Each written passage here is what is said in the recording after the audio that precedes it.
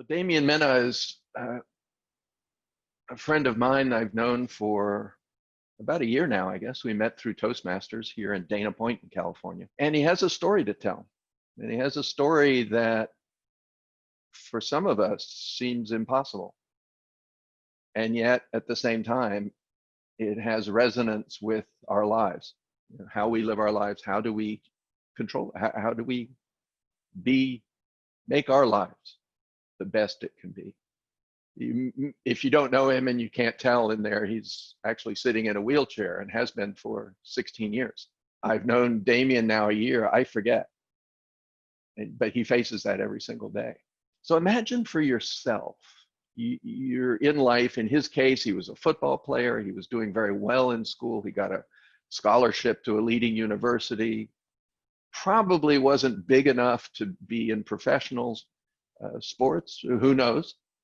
But what you need to know about Damien is that he made up with grit anything that he didn't have in that world of size. And I think that will start to come through. And imagine you're in that position, whatever it is, whether it's in the arts, it's in business, things are going your way. And you're out at Lake Mead, which is not far from here in Southern California. A lot of people go out, you're on a houseboat with your family, hot day, you go to the end of the boat, you prepare to dive in the water. And your last thought is, oh, I better be careful because it's fairly shallow. You check and make sure there's nothing there, and you dive in. And you wind up with a spinal lesion on your C3. And what that means for those of us who don't know, it means you can't move. One moment, your life is all your way, and the next one, something changes. Imagine what you would do. And from my experience, I know personally for sure, I have no idea. And I wouldn't know unless I'm in that position, and then I'd find out. But you're just gonna kind of imagine. And what we're going to be exploring is, what do we do in our lives going forward? Damien Minna. Well, good morning, Inside Edge. It is an honor to be here. Thank you very much for having me. I'm going to get right to it. I'm here today to offer you the map I use to overcome myself. I spent a good portion of my young life getting my own way, but when my ability to move through time and space got significantly altered, I had a choice. I could suffer, or I could choose a better way. I wasted a lot of time chasing ideas like why and what if.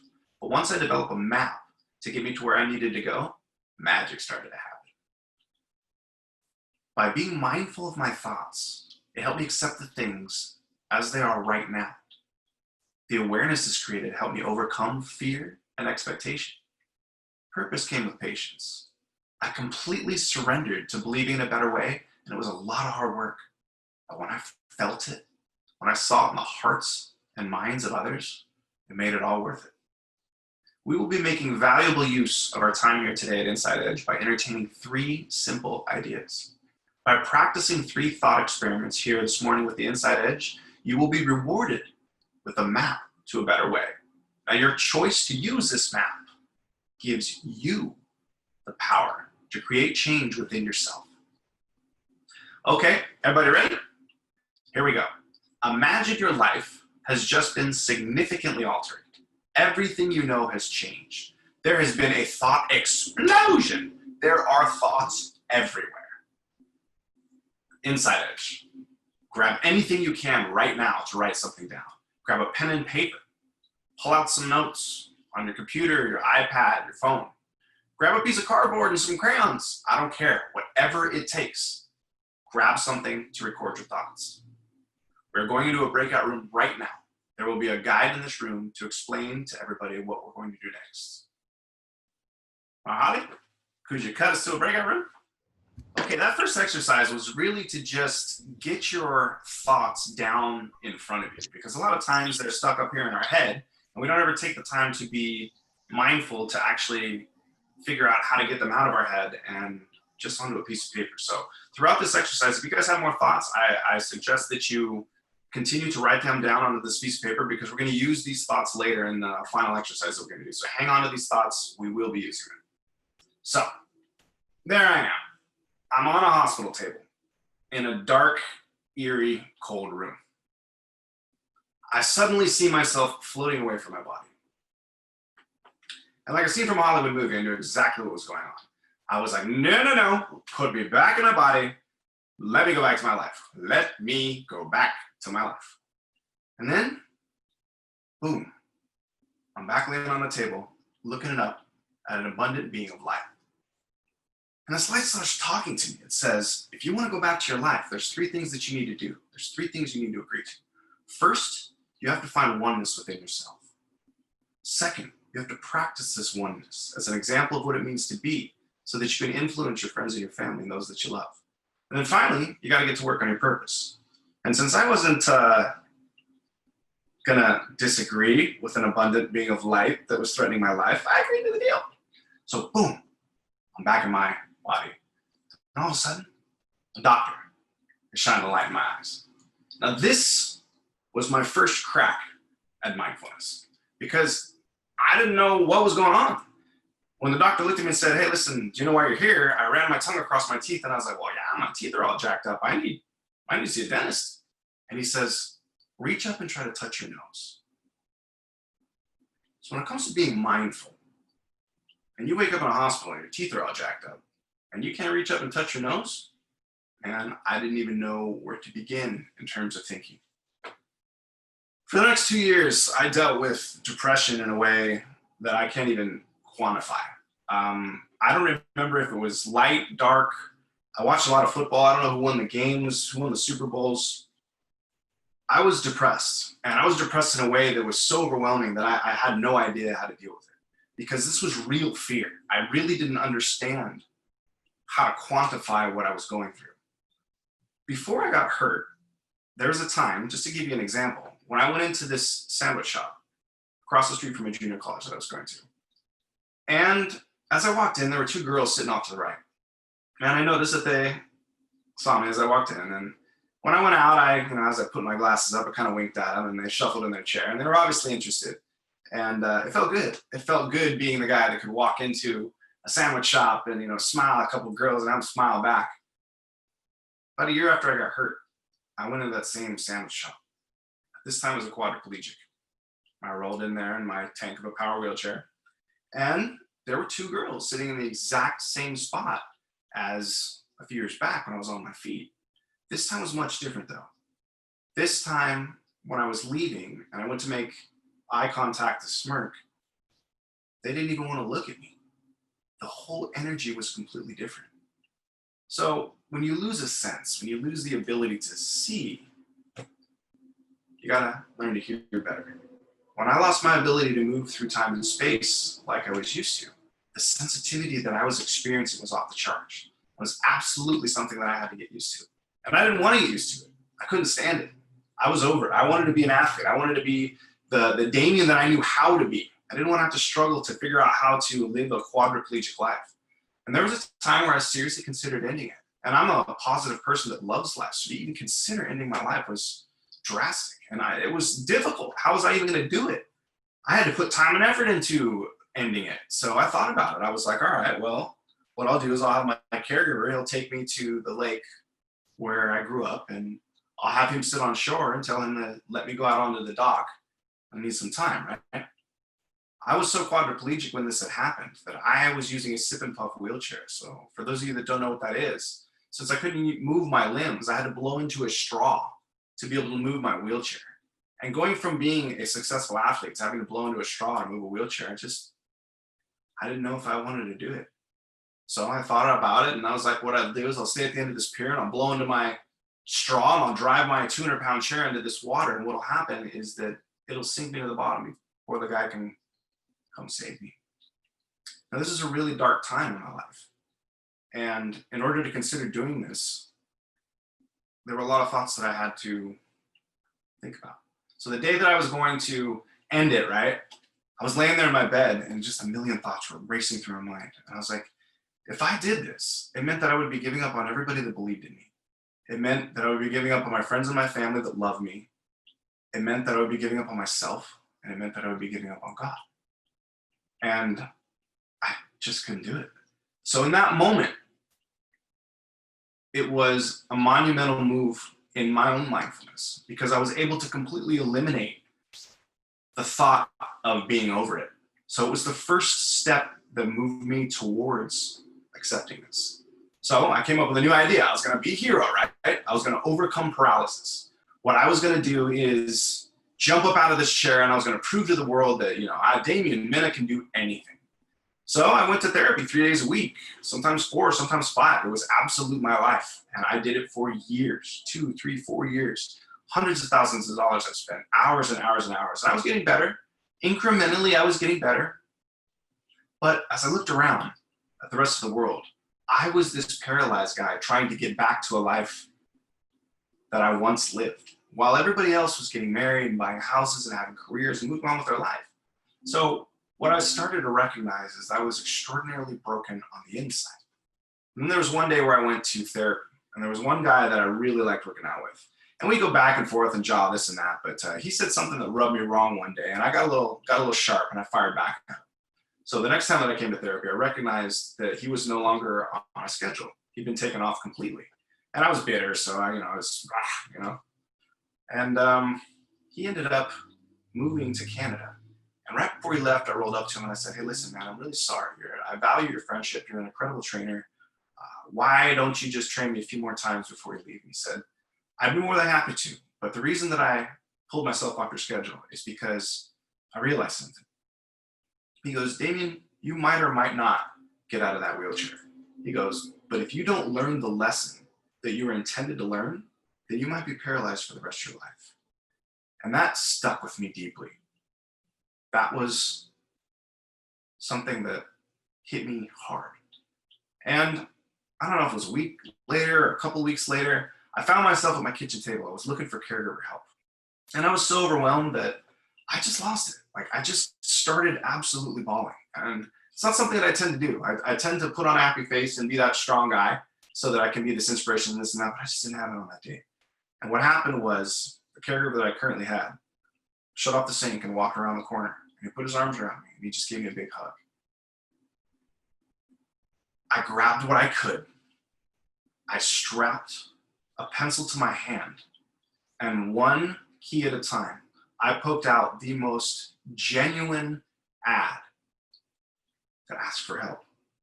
In this moment, I fully surrendered.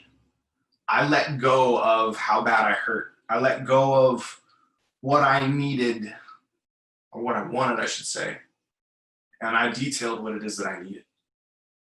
I was mindful of my thoughts, which helped me accept things as they were in the moment. This created an awareness that gave me the opportunity to shift my perspective. Letting go of what I thought I knew still is, and was then, one of the hardest things that I ever had to do. I basically had to forget so that I could move on with my life. Now, we will go to our second breakout room. And in this breakout room, we will focus on awareness. So if we could, please, have everybody go to the second breakout room. Now, each one of you was only given a piece of this much larger picture. So in order for us to accept things that are outside of our control, it's important to be aware how a different perspective can change everything. So as I'm sure you guys can imagine, when I first broke my neck, it was like chaos in my mind. I had no idea how to navigate this whole situation. But everybody that was trying to help me was also affected. And they all had their own perspectives. And from each perspective, you're right. Because you're doing what you can to be the person that you know how to be and be of assistance. And that's really hard when somebody breaks their neck. So for me, I thought I knew what I wanted from all the people around me, but then I realized that as I was going through this chaotic experience, that a lot of times it's very difficult to know how other people are reacting to it as well. So in this current time that we are all going through, it's very important that we're sensitive to the idea that we're currently dealing with our own fears, that we're currently dealing with our own things that we need to work through. So if we want people to be patient with our growing process, it's important that we are patient with theirs. So maybe some of you might be wondering why I asked you guys to write down your thoughts. It's because thoughts become things. Whenever thoughts become transcribed into words, they magnetically pull energy towards your ideas. Now, what do I mean by that? I have absolutely no idea. And the reason I say that is because I can only account for my own words. I can't account for what you think. I can't account for the way that you feel.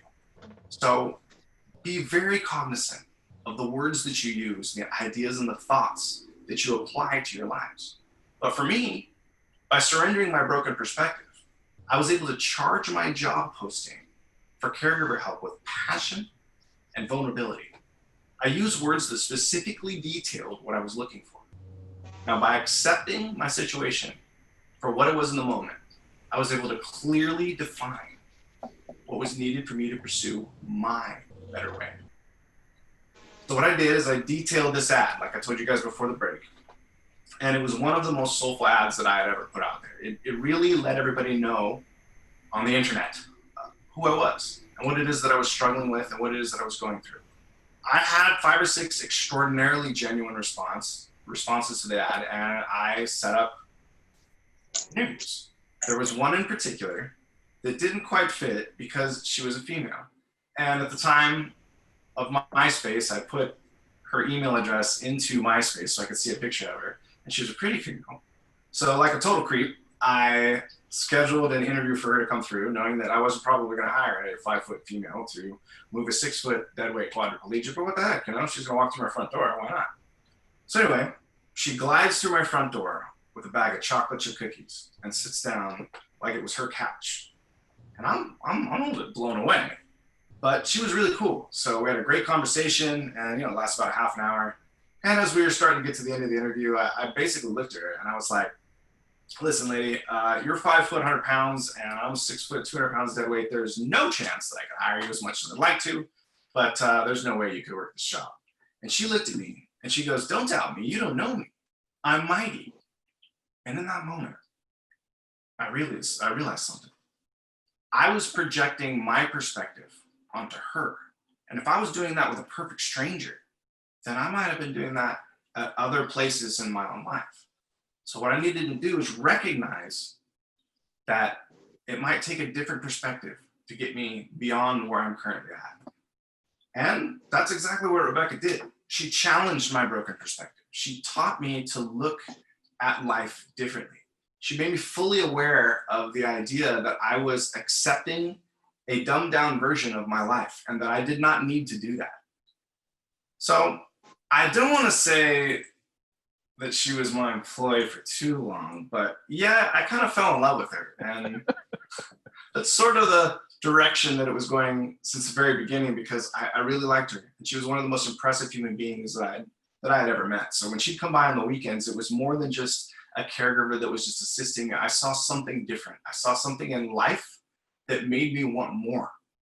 And it pushed me to be a better person. So we started to fall out of the work relationship and into the love relationship come about Mother's Day. And this is kind of a cool story because my grandmother at the time was fading in and out of dementia, and she wasn't quite lucid very often. But on this Mother's Day, she looked across at me, she looked right into my soul, and she was aware of something that not even I was aware of. Or maybe I was because she saw it in me, but she looked right at me and she goes, Damien, you really like this girl, don't you? And I'm like, this is the most clear she's been. And she looked right in my soul and was like, hey. And she was right. She was right.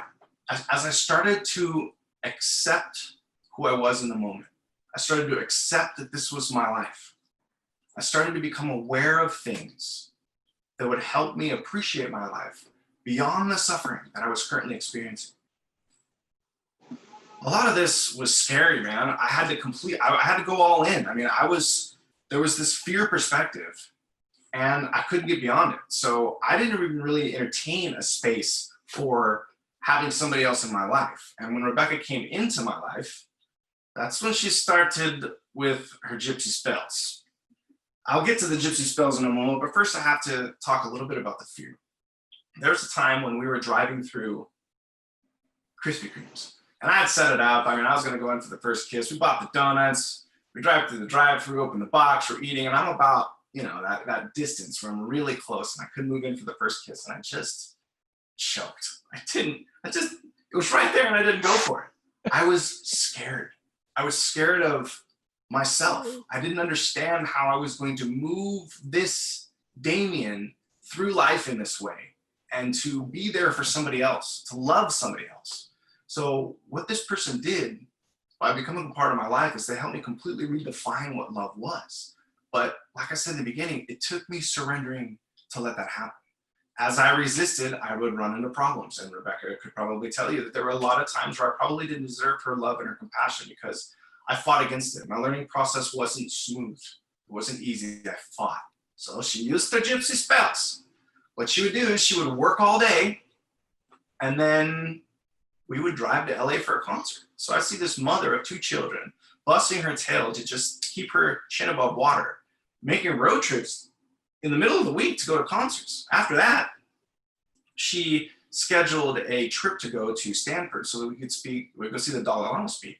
Now, this is the first time that I had been away from my house for longer than a couple of days, so all of the comforts that were normally there were no longer.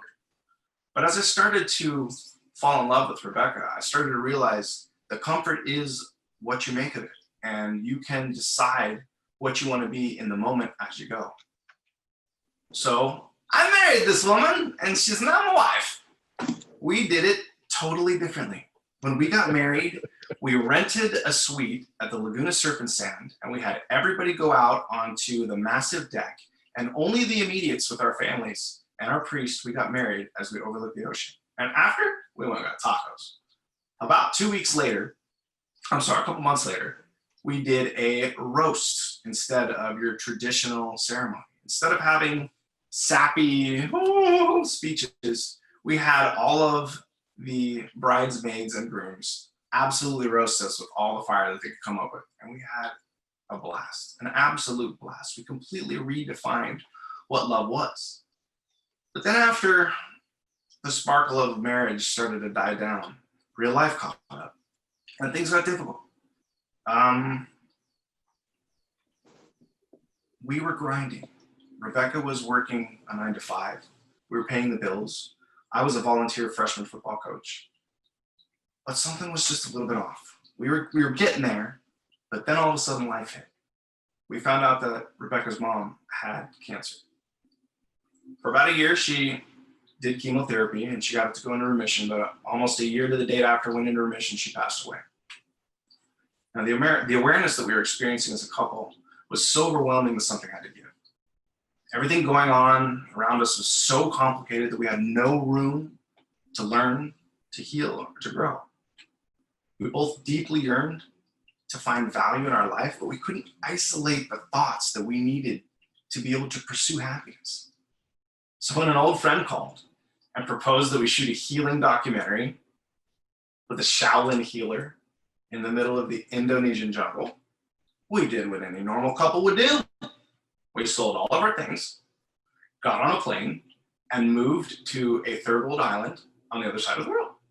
But we will talk more about that when we get back from the next breakout room. So if you could please cut to the next one. Just a note before we cut to the breakout room. If you would prefer to do the breakout room on your own, just say, leave and come back to the regular room, and you can do that. We certainly have that flexibility. I meant to mention it before, but we want to accommodate, whatever you want. So, okay, let's go back into the breakout rooms. All right, guys, many of you are familiar with the concept popularized by the book, The Secret. It basically states that a positive mindset leads to manifesting your dreams, which is true, but thoughts are only part of the equation. You gotta use what I call the passion engine, or in other words, the feels. Now, let's just use a little bit of analogy. Imagine you had a bundle of wood in your belly.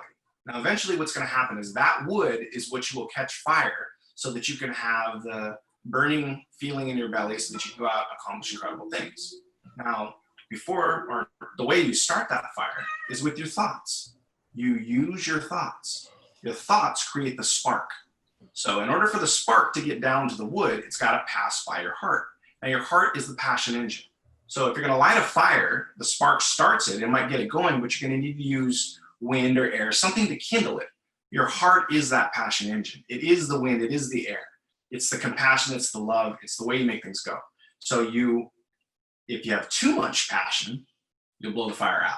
If you don't have enough passion, the spark will go from your brain down to the bundle of wood and it'll light everything up and everything will catch on fire. So really what it is a matter of finding the right balance. You got to be able to have the thought and get the thought down to the wood to start the fire. So speaking of feelings, like I said before the break, Rebecca and my life was just off. We were paying our bills. We were moving in the direction that we thought we wanted to, but it was like our boat had a leak and we were sinking. And with this idea to go to Bali, it was nuts. But the two of us kind of looked at each other and we're like, let's just let the flow take control of this. We had no idea how we were going to make it happen. But if we were going to make it happen, we'd absolutely have to go all in. And what I meant by all in is we'd have to sell everything just to be able to make it possible. It meant that we had to let go of every single comfort. I have a reclining bed, I have an electric wheelchair. And honestly, the first person that I thought about when it came to this trip was Rebecca, because I had just gotten married and there's some other things that you need to think about as a man, especially as a quadriplegic, if you're going to just uproot your life and take everybody to the other side of the world. Now, Rebecca, she is an overachiever, but she always over-delivers when she bites off more than she could chew. So when I looked at her and I was like, hey, do you think you can handle this? It's going to be a lot on you. She said, yeah, let's rock it. So I said, let's do it. And next thing you know, we're on a plane to the other side of the world. And 36 hours later, we are in the jungle in the middle of Indonesia. It took us 5 hours to get from the airport to the town we were going to, and then another 45 minutes to go up the dirt road to the national park, and right off to the right was a healing clinic. Now, we absolutely found ourselves in the jungle. And what I mean by that is that we were shown a version of who we were so that we could work on it in a way that we had never seen it before. This Indonesian guru, this Shaolin healer, I could do an entire presentation on just this guy, but I'll cut it short and let you know that there's just some certain people out into the world that can do things that can't be explained by words. My physical progress was definitely getting better, but there was something about the internal healing that I was able to do in the jungle that I wasn't even able to do on my own 2 feet. This healer explained that Westerners have this idea that we're sort of like a car. If you have a transmission problem, you just pull it out, put a new transmission in, you're fine. He's like, but with a human, if you have a kidney issue and you pull the kidney out, put another kidney in, yes, it works. But there's an energetic component that we're looking past. He said that we're not like a car as much as we're like a plant. He says a plant needs the right water, the right soil. It needs a certain type of sun, some more than others. And then it's going to need some love. Once it has all of those things, then it can do what it's supposed to do. So he explained to me that thoughts are where it all starts. My thoughts were like a prison riot. It was like everybody was running around going crazy, holding the guards hostage, and all the prisoners were just running around, running amok. There was no order whatsoever. So what he taught me to do through meditation was to calm my mind, to slow everything down a little bit so that you could find the positive thoughts like we just worked on in the exercise for purpose. So that you could recognize that every thought that you have in your mind, it's your thought. And it doesn't necessarily have to be good or bad. They're just your thoughts. But when you can start to isolate the ones that are going to move you towards the life that you want to live, to a purposeful existence, that's when you're going to find value with your life.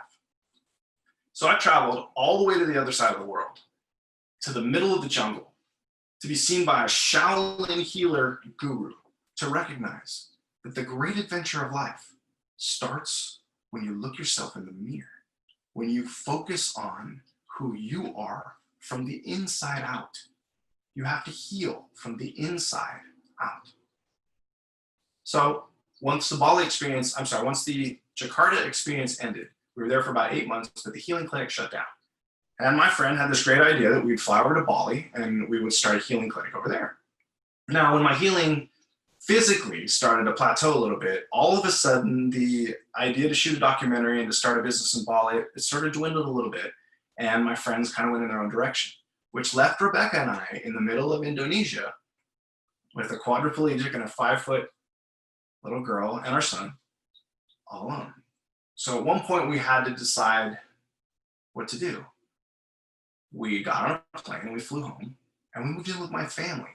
Now, at 40 years old, I'm married. I'm living in the same room that I lived in when I was growing up as a teenager with my mom and my dad. At that point, we had to make a choice.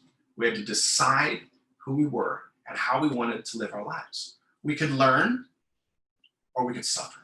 So what we decided to do is we created some goals, stuck to those goals through routines, and we stayed consistent. Goals, routines, consistency.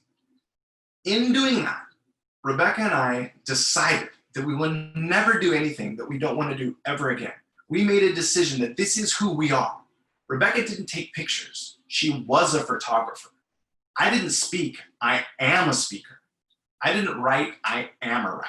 I made a decision that this is who I am and this is what I'm going to do. And it led me to this morning here with you guys at the Inside Edge. I'm here to share with you my map. Before this presentation, purpose might have seemed like an overwhelming concept. Purpose is nothing more than happiness in motion. Happiness is not a destination. It's a feeling. Life is like this big dance. It's not about where you start and where you end up. It's the way you move with the music. And you gotta recognize that you get to dance however you want. You get to play whatever song you want. It's about the way you move with the music. My map, M.A.P, is mindfulness, awareness, and purpose. If we are all mindful of our thoughts, it will help us accept things as they are right now. The awareness we will create shall help us overcome fear and expectation. If we are patient with the extremely intense learning curve we are all dealing with right now, purpose will reveal itself.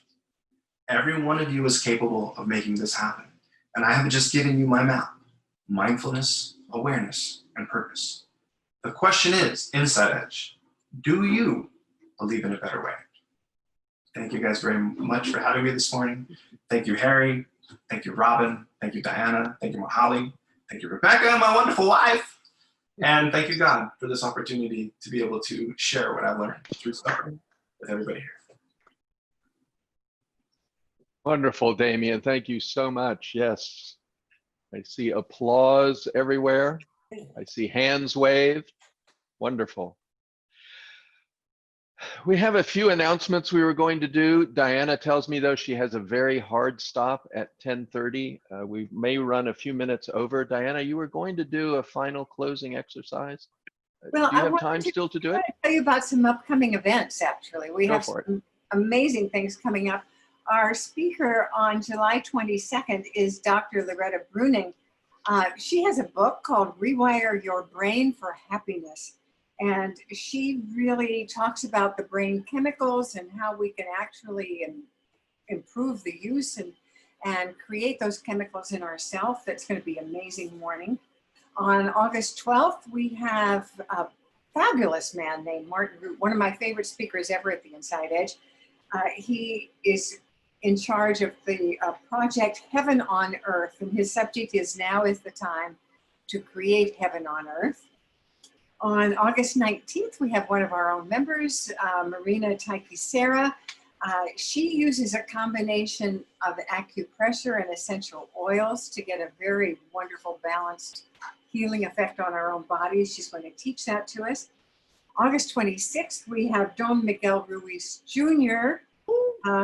He's going to be talking about the 7 secrets of to healthy and happy relationships, how to speak your truth in love, how to know what you want and ask for it, etc. On September 9th, we have John Gray, author of Men Are From Mars, Women Are From Venus, and he's talking about beyond Mars and Venus. We also have Sarah Bombronic coming up pretty soon, who wrote Simple Abundance. She's going to be great.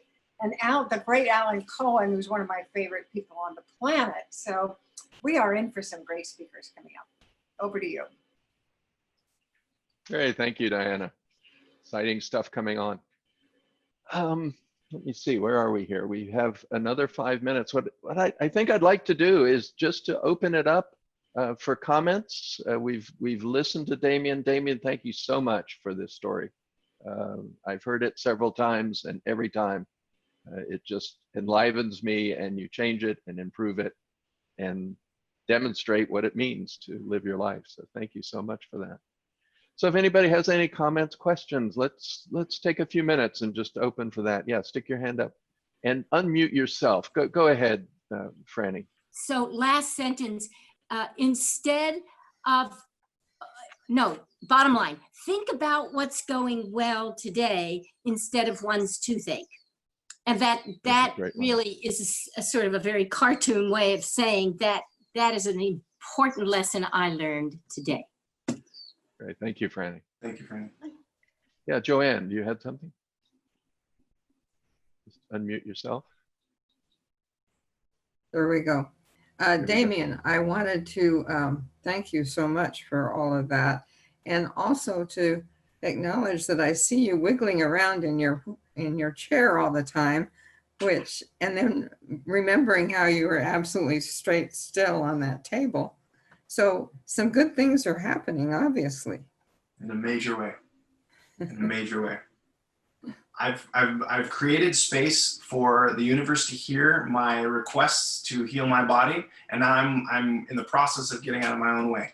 So I believe that the ability for me to heal is definitely a possibility, but I'm going to continue to do my work and what I've learned here from this experience, regardless of what happens. And it's funny that since I've made that surrender and that undying, unwavering commitment, my body's following. I'm doing the unspeakable, and it's like, okay, we'll keep doing the work, and the work will keep doing you. So sweet. Good. That's wonderful. Okay, why don't we take Diana? You were suggesting let's do our closing exercise. Some of you have been here before, know how it works, but Yeah, Rebecca. basically we'll spotlight each person. Go ahead. Harry, can I say one thing first before we do No, that? Brooke, you cannot. Yes, please. Please go Well, ahead. two things, actually. One, remember we have a picnic this weekend, this Saturday, Oh, yeah. live and in person. And if you don't have information, see Robin. And secondly, I want to acknowledge Harry, the host, for doing a fine job as host this morning. Great job, Harry. You're a winner. You are. Thank you, Brooke. All right. Thanks, Brooke. So, Marhali, I think you're going to give us a spotlight. There we go. And we're going to have just a few seconds of each beautiful face here. And let's just join our hearts and minds in sending blessings to each other as we come into focus on each face, and send blessings out into the world.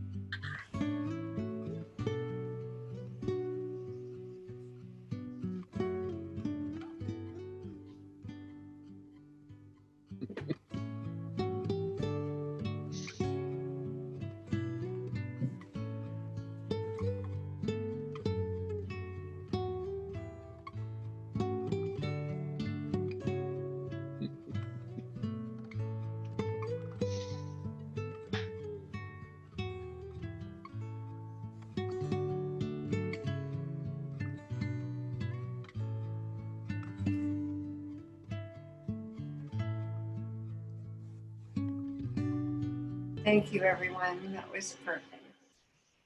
Back to you, Harry, the great host that you are. All right, wonderful, everybody. Thank you all so much for coming, and particularly for Damien.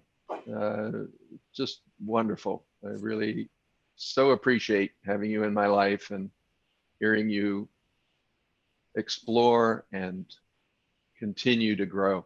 It's very inspiring.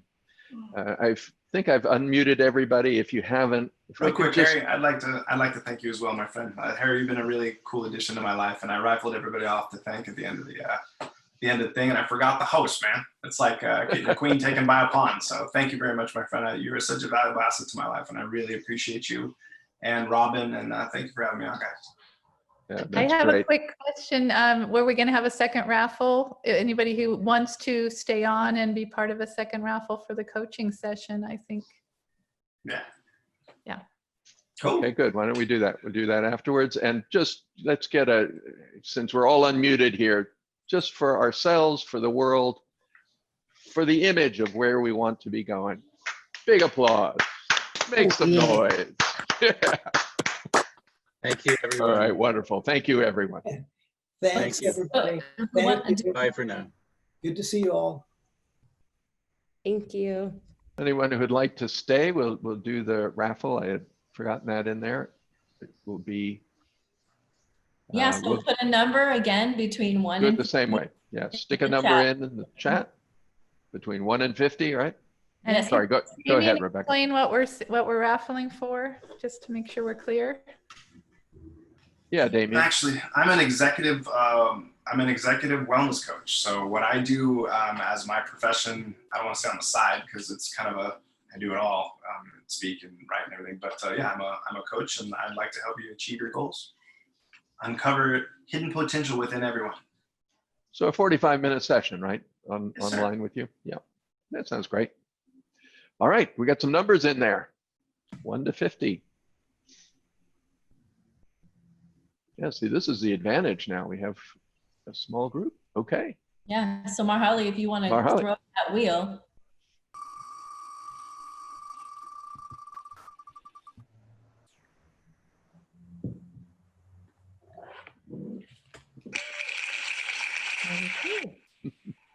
Gail at 33, it looks like. Yes, Gail is excited. Nice. Wonderful. Good job, Gail. Gail, yay, good for Cool. you, Have Gail. fun. All right, I think we're drawing to a close then. Everybody good? I think so. And hopefully we'll see some of you next, or when is the next one? Sweet. No picnic this Next weekend. week. Do you have anything to say about that, Robin? There'll be another email coming out later today with a little more detail, but yeah, Okay. you can call me if there's anything else. Okay. Okay, thank you. All right. Bye. Nice. Bye, everybody. Bye, guys. Thank you. Bye.